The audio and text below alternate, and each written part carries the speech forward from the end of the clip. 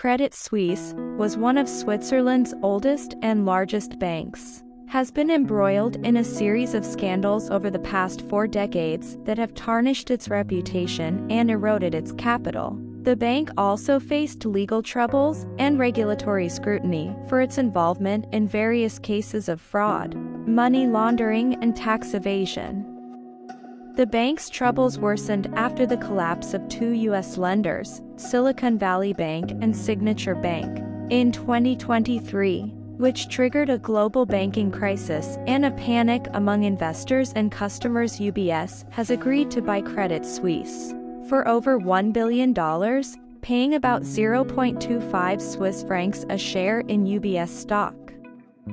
The deal was engineered by Swiss regulators and global authorities to restore trust in the banking system and avoid contagion risks, after Credit Suisse's shares plunged amid liquidity concerns. Credit Suisse resisted the offer, arguing it was too low and would hurt its shareholders and employees. It had a market value of about $8 billion at Friday's close. Swiss officials weighed changes to the law to force through the deal without shareholder votes, or a full or partial nationalization of Credit Suisse as a fallback option. The following scandals have eroded Credit Suisse's reputation, confidence, and capital over the years, making it vulnerable to takeover by its rival UBS. This deal marks the end of an era for one of Switzerland's oldest and largest banks.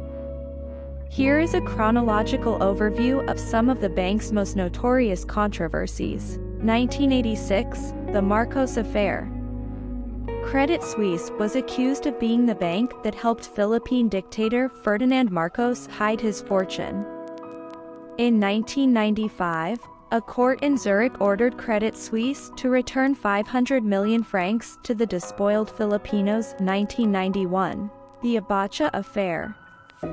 Credit Suisse was among several Swiss banks that held accounts for Nigeria's former military ruler Sani Abacha and his associates, who looted billions of dollars from the country's oil revenues.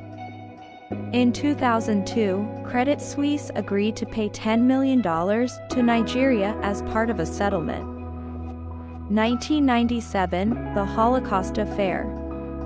Credit Suisse was one of 2 Swiss banks that faced lawsuits from Jewish groups and Holocaust survivors who claimed that they had withheld or misappropriated assets belonging to victims of Nazi persecution. In 1998, Credit Suisse agreed to contribute $50 million to a humanitarian fund as part of a global settlement. 2008, the subprime crisis. Credit Suisse was hit hard by the global financial crisis triggered by the collapse of the U.S. housing market. The bank reported losses of over $15 billion in 2007 and 2008, mainly due to its exposure to subprime mortgage-backed securities. In 2014, Credit Suisse agreed to pay $2.6 billion and pleaded guilty to helping Americans evade taxes for decades, in one of the bank's most explosive scandals to date. The investigation was launched when the former UBS banker Bradley Birkenfeld passed information to U.S. authorities. In 2007. 2012, the shredding party. Credit Suisse faced a scandal in Japan after it emerged that some of its employees had destroyed documents related to an investigation by local regulators into possible market manipulation. The incident, dubbed as the shredding party, led to sanctions and resignations at the bank. 2014, the Libor rigging scandal. Credit Suisse was among several global banks that were fined for manipulating benchmark interest rates such as Libor, which affect trillions of dollars worth of loans and derivatives contracts worldwide. Credit Suisse agreed to pay $536 million in fines and penalties. 2016, the Mozambique debt scandal. Credit Suisse was one of 3 banks that arranged loans worth $2 billion for state-owned companies in Mozambique, which were allegedly used for corruption and illicit arms deals. The loans plunged Mozambique into a debt crisis and triggered investigations by several countries, including Switzerland, Britain, and the US. 2018, the spying scandal.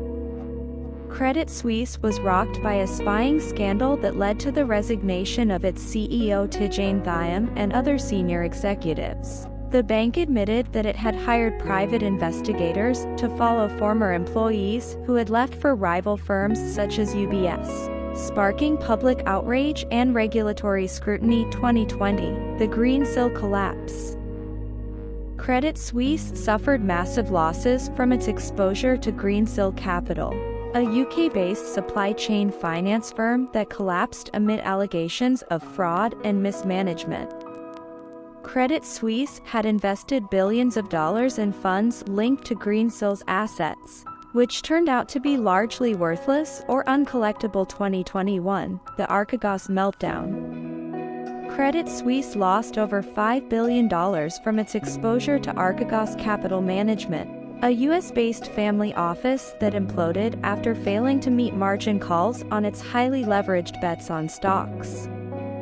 Credit Suisse was one of several banks that acted as prime brokers for Archegos, but it was slower than others to exit its positions, resulting in bigger losses. In 2022, Credit Suisse was convicted of failing to prevent money laundering by a Bulgarian cocaine trafficking gang. In 2023, Credit Suisse saw its shares plunge to historic lows amid market skepticism about its financial health and liquidity.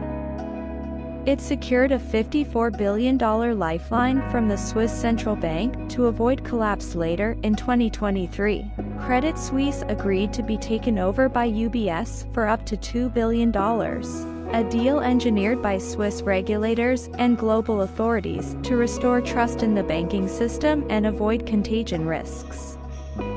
The deal valued Credit Suisse at around $7 billion less than its market value at Friday's close.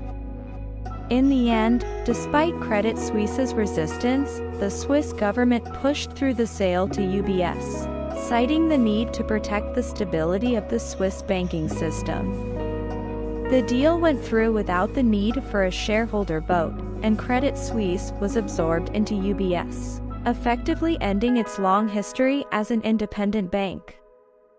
Many former Credit Suisse employees may be left without jobs, and shareholders who had held onto their stock through the tumultuous years were left with little compensation for their losses. The sale of Credit Suisse marked the end of an era in Swiss banking, and served as a stark reminder of the dangers of unchecked greed and risk-taking in the financial sector.